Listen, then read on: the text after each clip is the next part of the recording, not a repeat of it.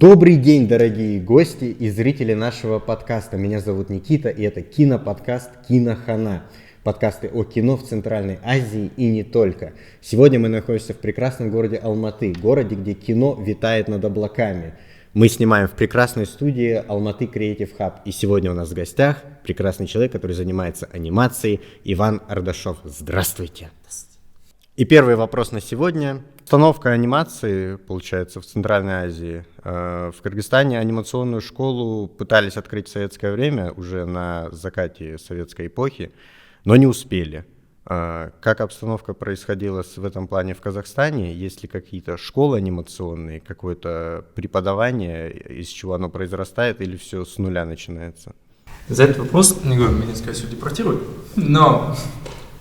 Ладно, есть несколько, зайду издалека.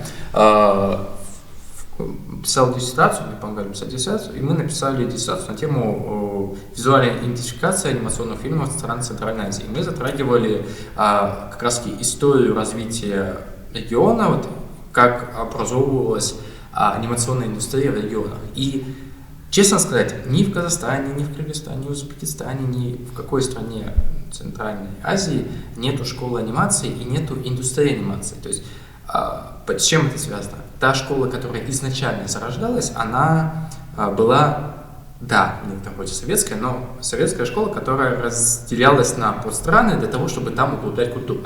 Она была, то есть, СССР, Кыргызстан, СССР, то есть это была конкретная школа региона на тот момент того государства. С распадом мы можем сказать, что остались ученики, осталось все, но для того, чтобы понимать вообще концепцию школы анимации, то есть стиль анимации, должны существовать тенденции. Тенденция – это вещь повторимая, то есть как в научном подходе, если мы говорим об анимации, предположим, Японии, то у нас есть какие-то конечные, точные тейки, которые мы можем опровергнуть, доказать, мы можем их использовать и найти какие-то схожие вещи.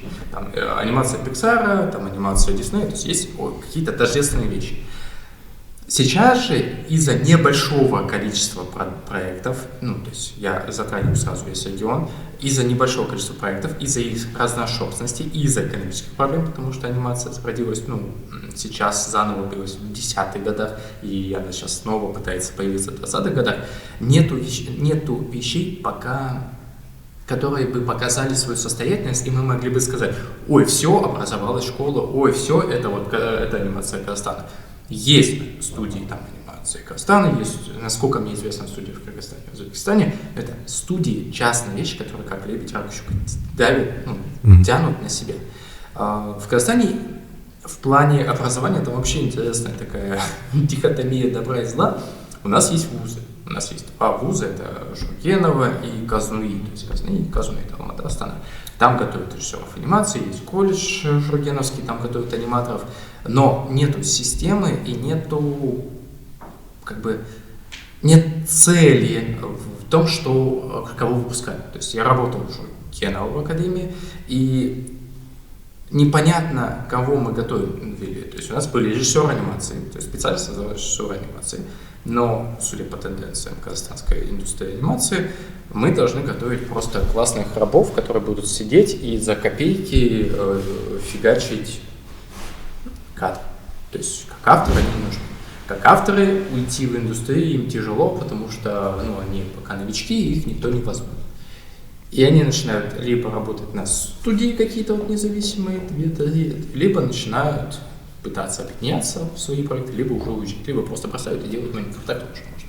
И отсюда возникает момент того, что нет школы, непонятно, кого выпускаем, эти непонятно кто группируются и занимаются своими вещами. И если говорить про школу, центральноазиатскую анимационную школу, то можно сказать, она, если говорить, что она есть, то она есть как?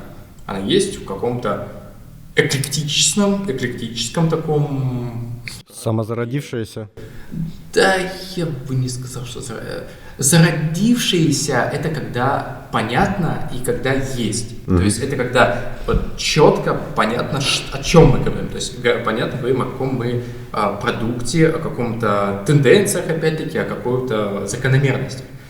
Сейчас же есть попытки подражания, я их называю так, то есть Да, и вот эти... Подражание более популярным каким-то вещам, мировым или... Подражание в целом крутой анимации. То есть, как будто бы существует, со студентами работаю, и у них есть вот образ какой-то, вот этого идеальный образ анимации. Вот он какой-то вот абстрактный. И с этой абстракцией, то есть с этим воздухом, с вот этим магией, с какой-то фантазией, они там все существуют, это все классно, и они пытаются это сделать. То есть это никак не связано с землей, скажем так, ну, заземленностью, с реальностью, но это вот то, с чем мы сталкиваемся. Оторванная от реальности вещь в контексте страны, да? Инвестированная копия. Вот анимация сейчас, то есть это не, то есть я не говорю, что все, это сейчас куча, я говорю про тенденцию в общем. То есть общая тенденция за счет копирования превращается пока в редуцированную копию. Это нормально, потому что половина стран так и начинала, потому что анимация как технология зародилась в одном месте и дальше пыталась повториться. Мы переходим через этот этап. Но чтобы он сформировался точно, либо мы потратим очень много денег и времени, и тогда школа образуется сама, потому что слабые умирают, сильные остаются и образуются новые тенденции, либо нам нужно... Если государство хочет конкретную школу, нам надо заняться образованием. Конкретным образованием режиссеров анимации или аниматоров. В целом менять структуру, что такое бакалавриат именно в анимации, уходить в мастерские, прекращать поддерживать магистратуру как писанину, а поддерживать именно проект, чтобы режиссер анимации выходил как магистр искусств именно с авторским проектом, как это делается во всем мире, кроме, нас. Так называемая АТА, Ассоциация тюркоязычных аниматоров. Что это такое и как оно работает? АТА — это, в первую очередь, ассоциация, ассоциация, где ребята пытаются популяризировать именно анимацию тюркского мира, потому что сейчас в тенденциях современной анимации вообще глобальной, западная анимация сдает позиции, появляется больше японская анимация, но она тоже имеет свои специфические свойства, и если посмотреть, даже там европейская анимация пытается, но как будто бы она понятная, и тюркская анимация — это тот новый глоток воздуха, который ожидает мировую индустрию. И АТА, в первую очередь, они пытаются собраться для того, чтобы популяризировать именно, не культуру, а может быть и культуру, но это именно анимационное искусство этих стран. И сейчас они в первую очередь пытаются побороть наши все законодательства для того, чтобы юридически все это сформировалось, потому что везде разные налоги, везде разное понимание юридического лица, и это то, что нам не дает возможности снимать вместе. И, АТА, в первую очередь, они занимаются этим. Они пытаются объединить то, что объединить сложно, и помогать продвигать то, что и создавать пока сложно. Сразу параллельный вопрос. ГЦПНК. Что это такое? Что это за волшебные буквы? И на что они влияют вообще на кинематограф Казахстана? Насколько сильное влияние это? Государственный центр поддержки национального кинематографа, это оператор денег. То есть и государство, ему нужно, чтобы были национальный кинематограф, ГЦПНК устраивает питчинг, устраивает проверку и выделяет им средства для того, чтобы фильмы делать. Долгое время в Казахстане этим занимался Казахфильм и их редакторская коллегия, и многие люди это хотят решить, потому что было удобно.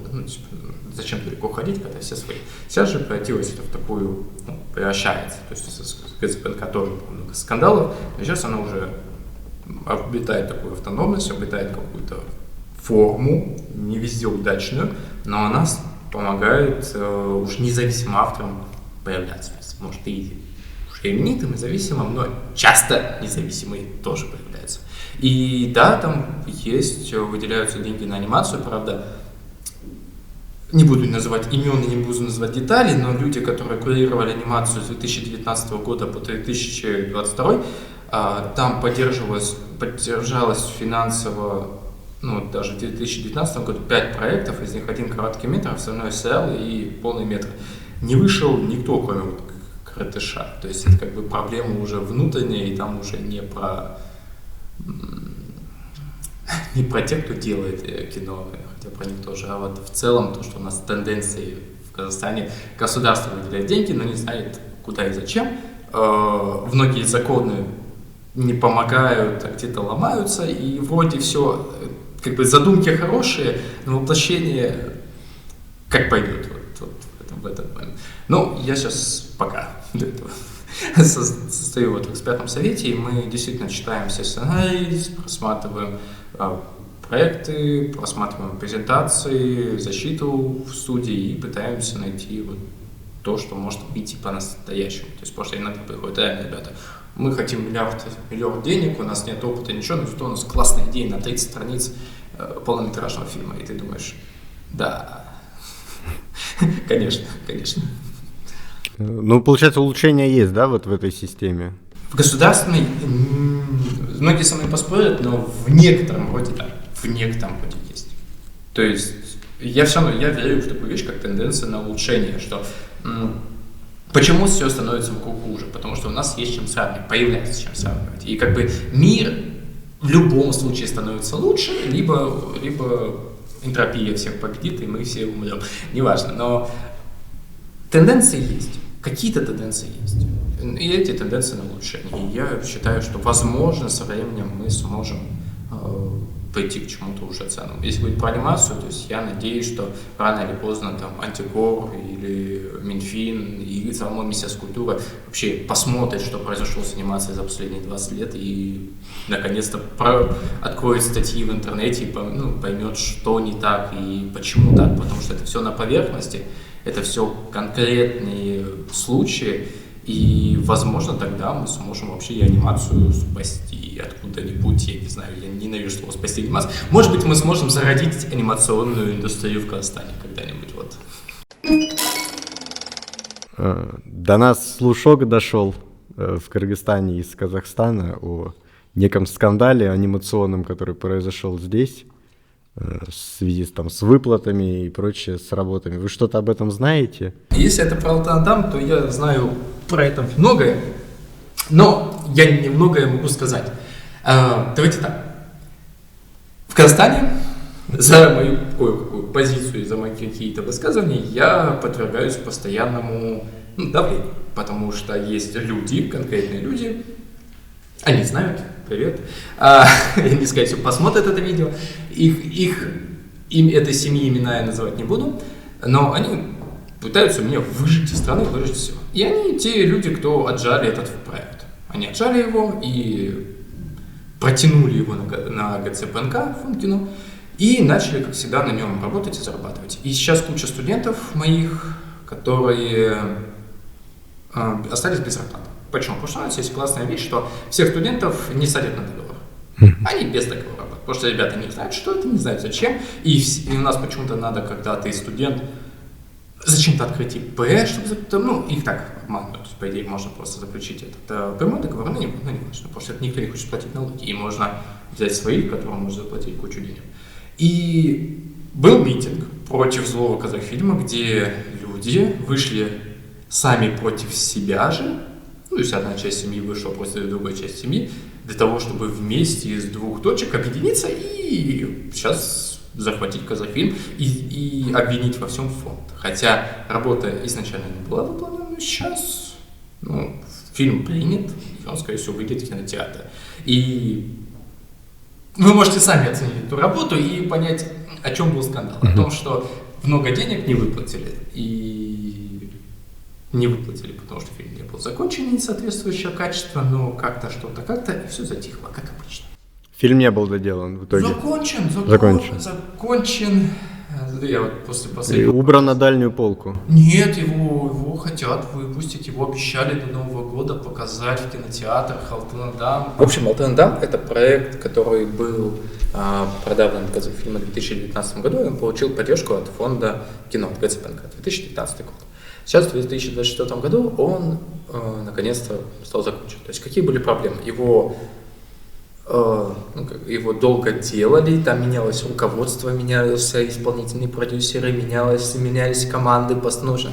Проект уходил на заморозку, и все это всегда сопровождалось каким-то шумом, какими-то скандалами.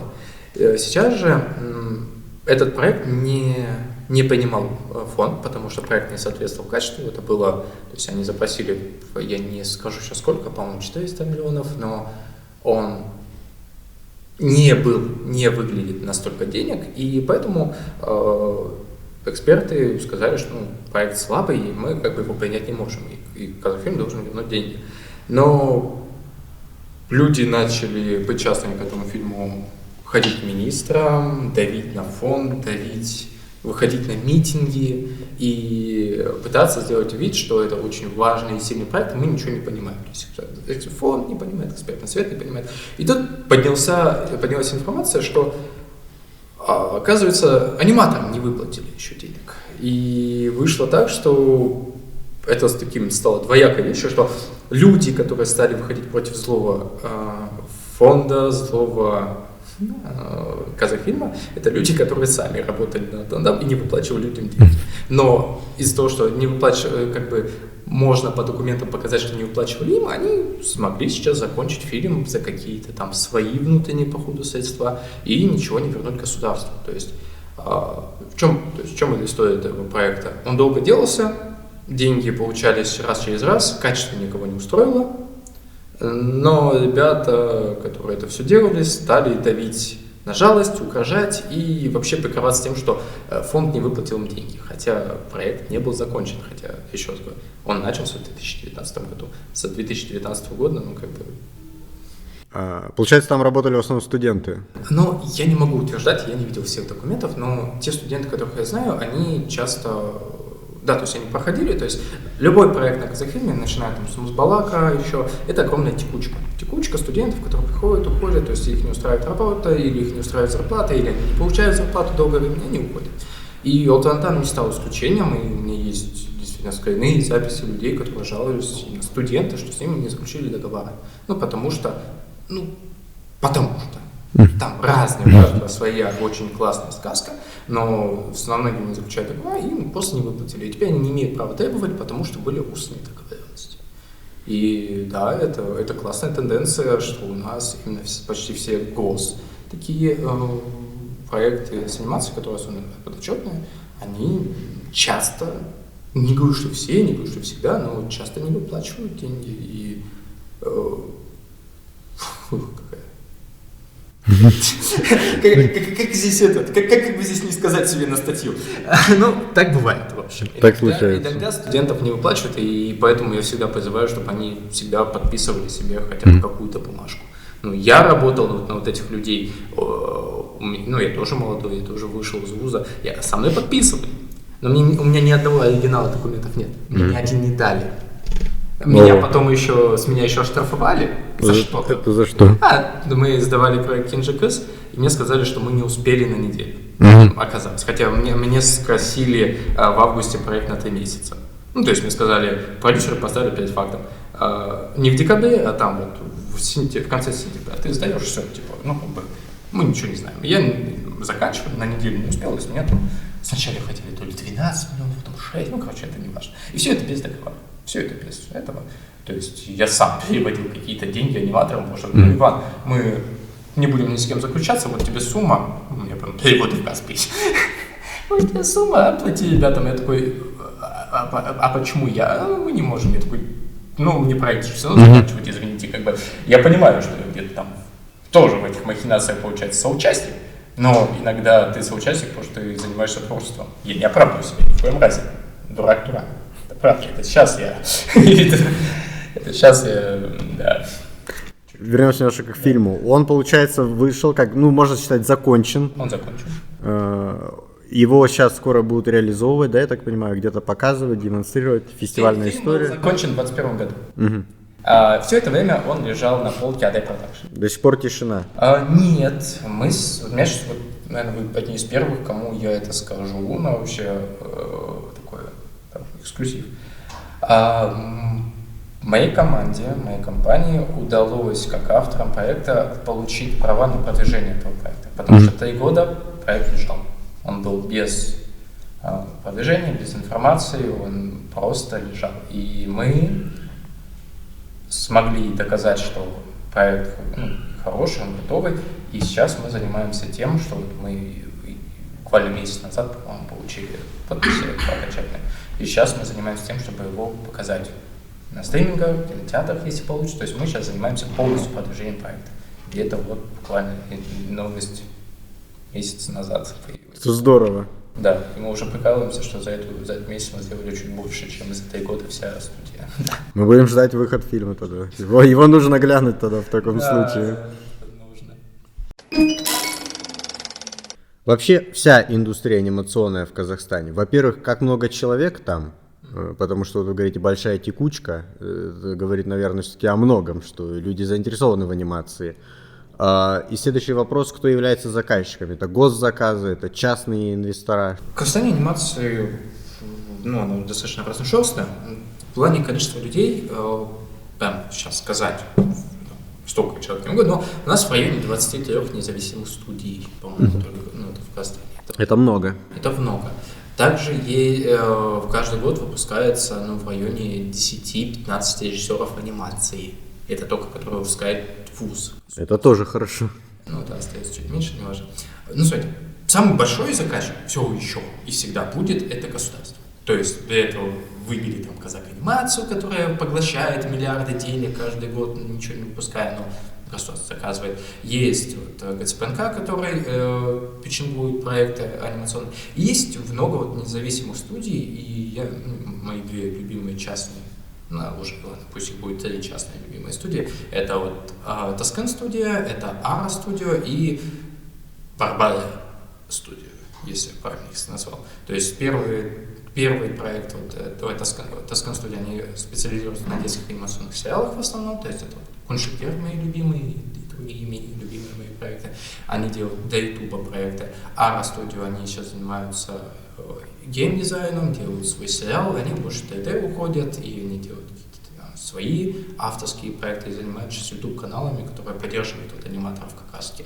И Барбария — это студия, там еще есть Шам Академия при них, то есть они готовят аниматоров МОХа, 2D-шников, и сразу их берут на полнометражный проект.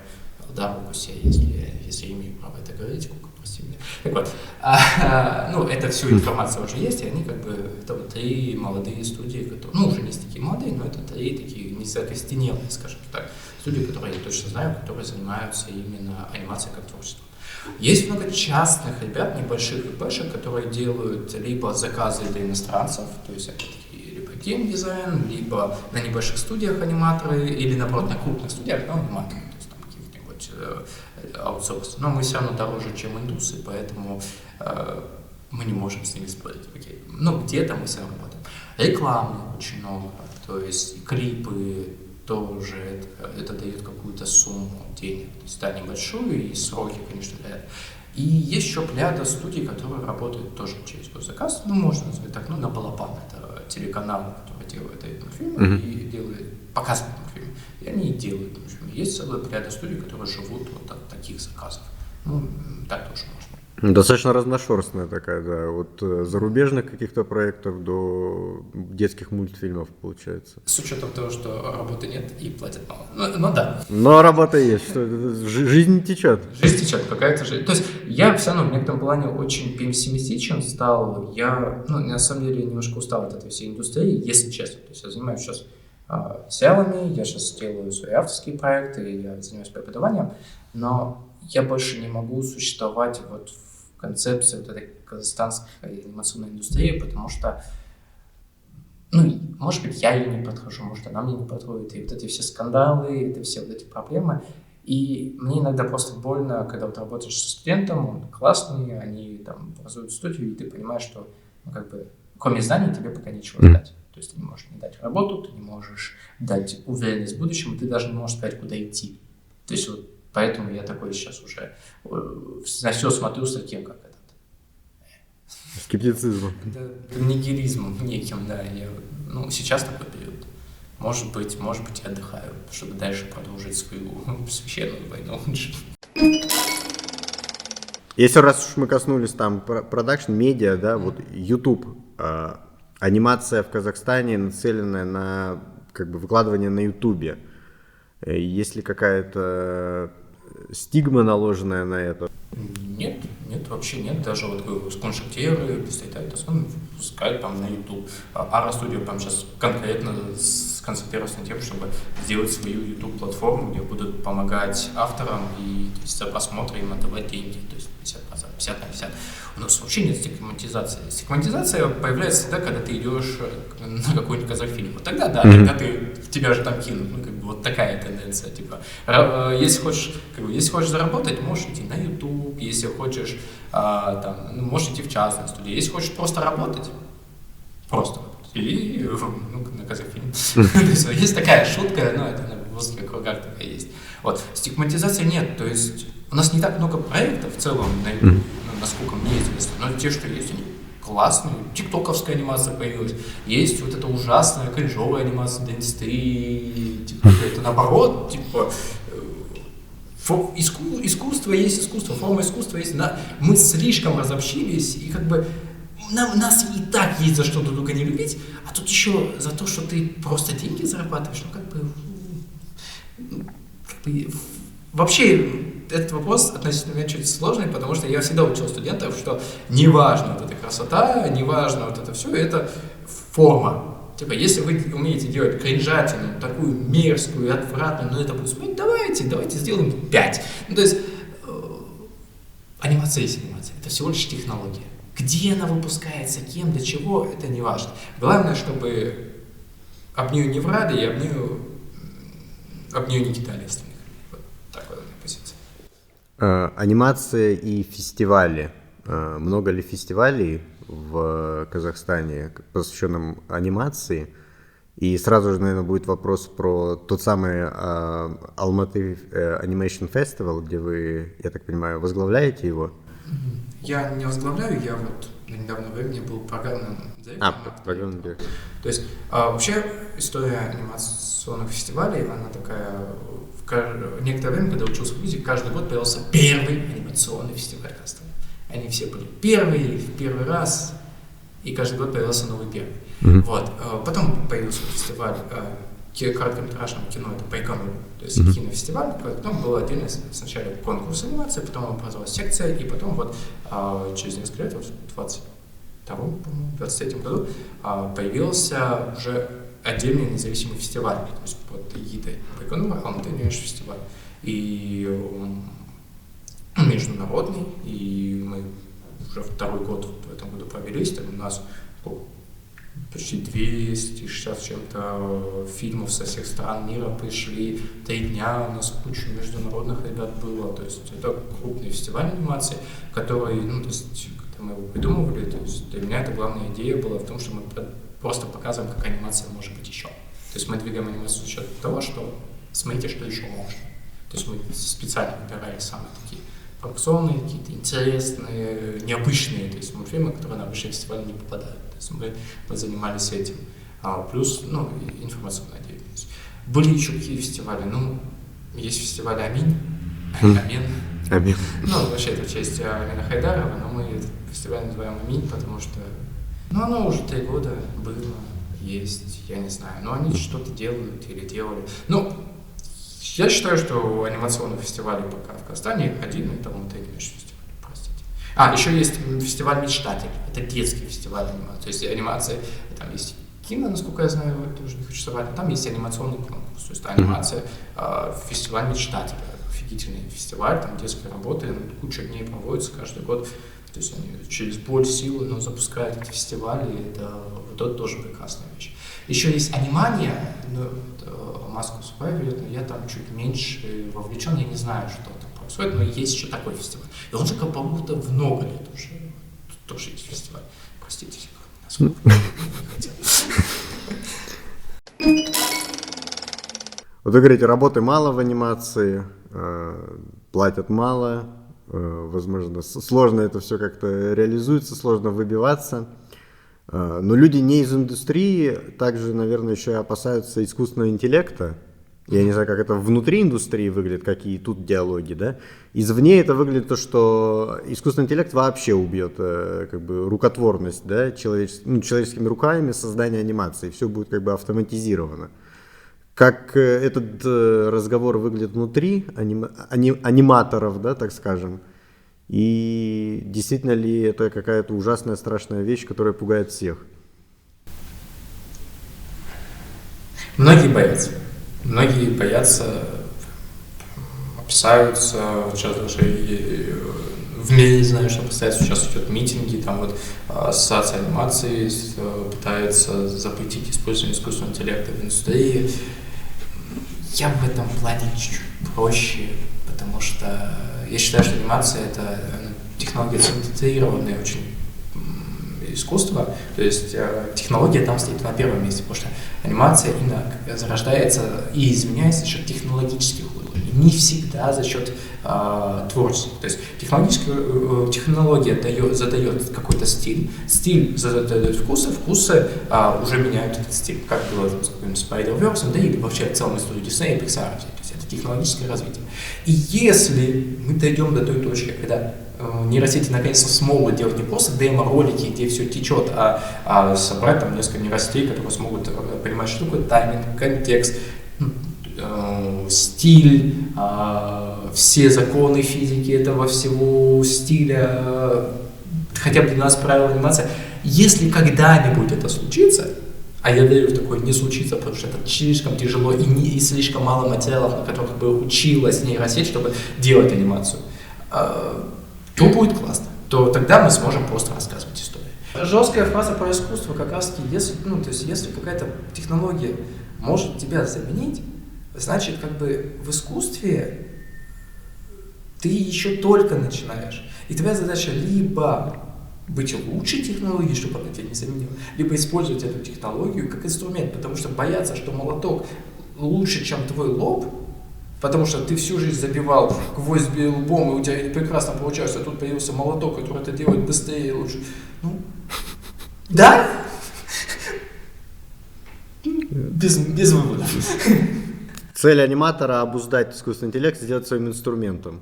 Цель аниматора — обуздать искусство анимации и научиться делать так, чтобы оно давало тебе возможность творить и зарабатывать на этом деньги. И искусственный интеллект чисто просто как один из возможностей, как один из инструментов реализации своих идей. Ну, я считаю так. Да, он там учится на других художников, и это не спрашивает. Ну, я работал в ВСОшке много лет, и все художники учатся на других художников. Вообще, 3 этапа творческого процесса. Это анализ, копирование, комбинирование.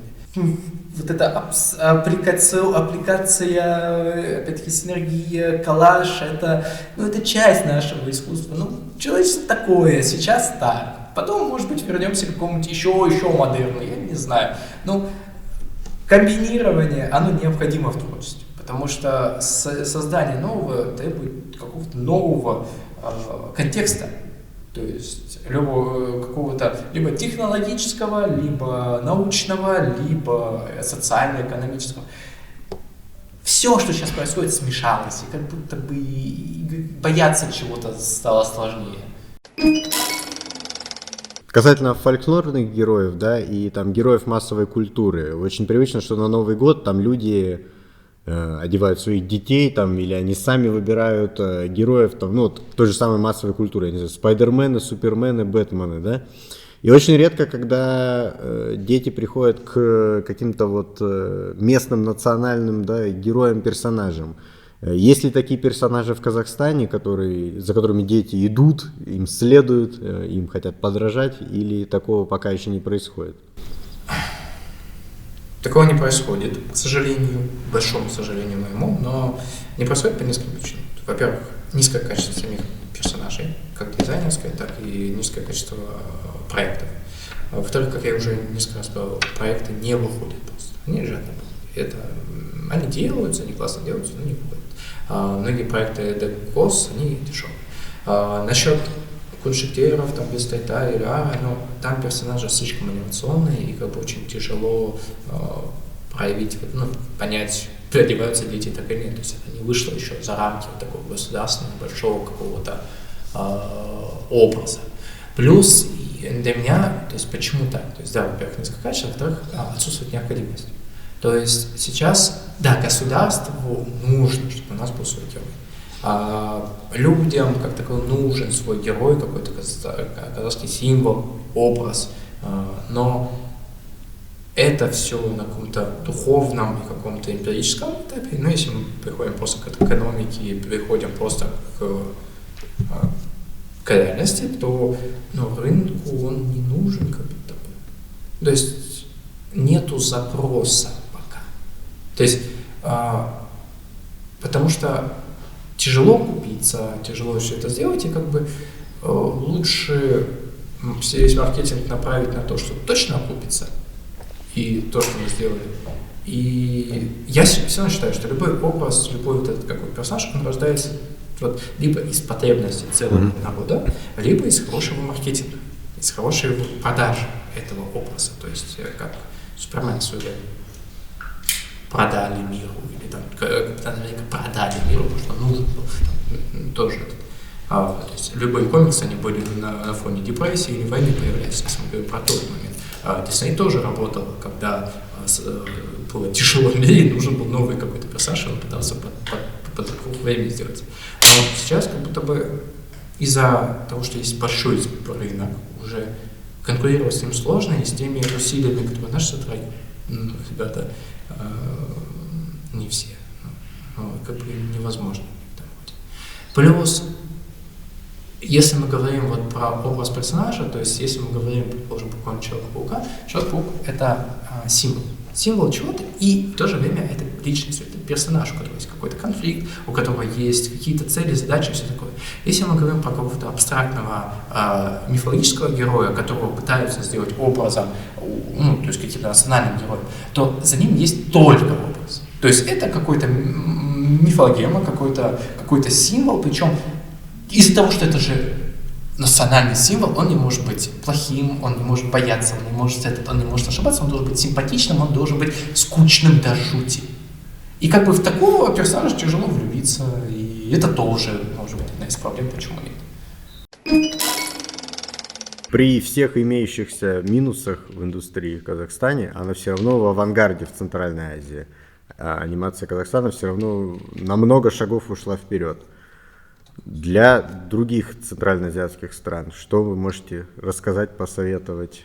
С чего начинать, куда идти нам и как жить? Я советую не ставить в первую очередь на пьедестал каких-то спасателей анимации, это важно. Во-вторых, поддерживать начинающих ребят, студентов, независимых каких-то авторов с короткими концепциями за небольшие деньги. То есть научиться работать с этим, научиться работать на фестивале, научиться работать именно через технологию, через практику, через поиск. Когда появится поиск, можно выходить дальше.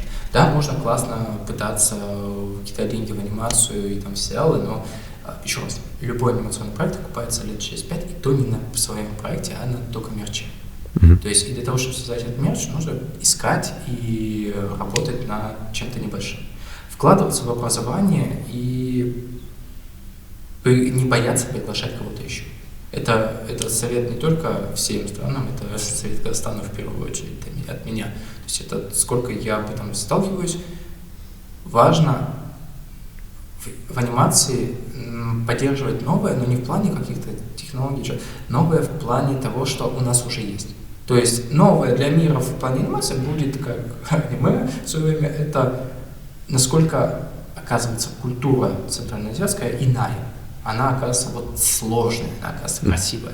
И это можно научиться делать только когда мы дадим большому плеяде начинающих ребят попробовать разное, чтобы рано или поздно, как жители своих стран, они вернулись к своей культуре. Потому что они боятся ошибиться в фильмах и делают много, и делают плохо, или делают очень похоже, потому что, у тебя один шанс.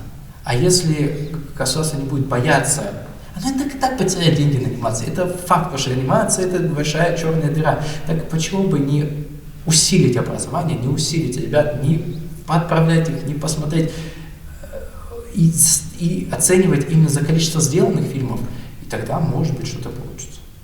Тогда они будут гореть до работы и сами привлекут деньги в страны.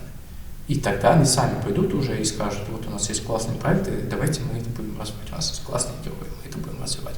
А сейчас выходит так, что у нас иллюзия, что у нас уже все есть и это выделяется, а во многих странах все есть, но не выделяется. И Топ-5 лучших анимационных проектов в Казахстане. Кенжиквес, Коншикте. Что-то из клипов, может быть.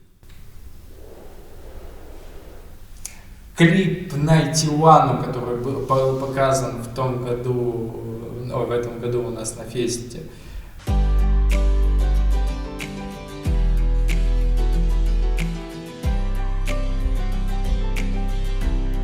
Ну, пусть копом будет работа моих утяток, моих выпускников. Там гениальные есть вещи, и каждую называть не буду, каждый по-своему хорошо, но вот они, да. Анимация и аниме. Есть очень много людей, которые сепарируют аниме от анимации, говорят, это другой мир, мы никак не связаны с общей анимацией, это совершенно другая вселенная. Считается ли аниме поджанром какой-то анимации, или как с этим мифом быть, и как с ним сосуществовать, и может вы его развенчаете для нас? Окей, для начала, вообще сам вот этот вопрос терминологии, я говорю, скорее всего, все постсоветское пространство должно бегать с палками и отгонять всех других аниматоров, потому что у нас есть мультипликация. Аниматоры же детей развлекают, а мультипликаторы делают мультфильмы. Но, опять-таки, это технология. Японцы так кратко обозвали просто свою мультипликацию, чтобы не говорить анимация, они назвали ее как аниме. Ну, потому что сокращение это удобно. И это закрепилось, на мой взгляд, тоже врать не хочу, но в целом, то есть технология одна и та же. Стиль, направление, жанр разные, ну, окей. Можно, конечно, попытаться их выделить, сделать особенными, но тогда появляется слишком много вопросов. Что такое аниме? Потому что аниме — это та анимация, которая производится в Японии, но есть какой-нибудь Акираса, который не похож на классический. Или Аватар. Или вот Аватар — Легенда о Банке. Он не делается в аниме, он не делается в Японии, но он похож на аниме. А есть корейцы, которые делают тоже не аниме, но похоже на аниме. Или есть американское аниме, не аниме. И если это вопрос стиля, то тогда можно. Если это вопрос государства, то тогда можно. Можно что угодно, главное, чтобы делали. А так, если будут спорить, ну тогда мы пойдем с палками, будем качать, что мы мультипликаторы, и вообще со своим аниме идите, у меня нет.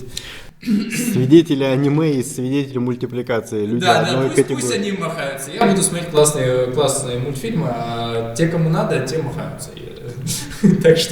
Так что нет, я не считаю, что это какое-то прям особое направление, особый жанр. Это просто понятное обозначение для мультипликации определенного стиля, определенных жанров, определенных тем. Это понятное обозначение. А разделять, не разделять, ну это уже выбор каждого. Вообще, анимация сейчас... Почему еще проблема с анимацией? Потому что она находится в каком-то таком околопривилегированном положении, причем в каком-то низменно таком, снисходительно привилегированном отношении. Анимация — это одновременно и какой-то придаток кино, и в то же время она такая особенная, ведь только анимация может воспитывать детей, целые поколения, и вообще это искусство, которое никто не понимает. И вот это одна из тех тем, одна из самых больших проблем, которая, во-первых, мешается студентам и молодым авторам заняться этим искусством, потому что есть такое понятие, как изумрудная скрижаль, что вверху и внизу. В каком-то культурологическом смысле анимация — это одухотворение, одушевление, бла-бла-бла, вот эти все умные слова, а по факту это просто куча картинок, которые друг за другом двигаются.